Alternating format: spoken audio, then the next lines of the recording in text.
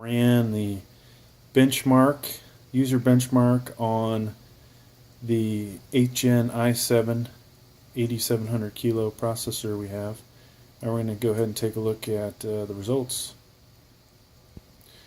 So overall, as awesome as this computer is, its only gaming score is 45%, desktop 88%, workstation 79%.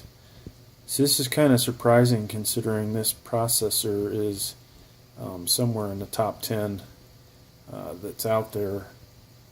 The graphics, really actually kind of surprised.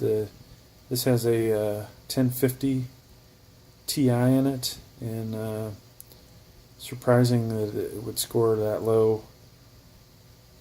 Memory wise, got 16 gigs of RAM, no problem there.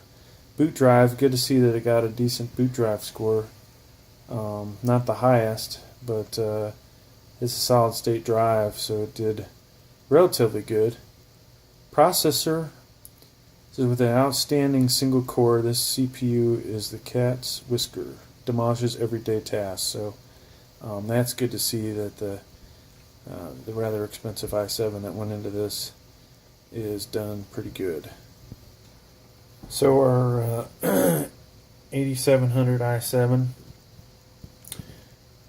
says it's performing below expectations. I'm not sure why that is, but overall gives you single core, quad core, and multi-core summary. There is the GTX 1050 Ti. Horrible results. Performing as expected, and they went over there and ran some computations for frames per second. This has a solid state drive in it. It's performing above expectations, so at least one thing in here is doing rather well. And then it also has a 1 terabyte Toshiba hard drive, which is also performing above expectations.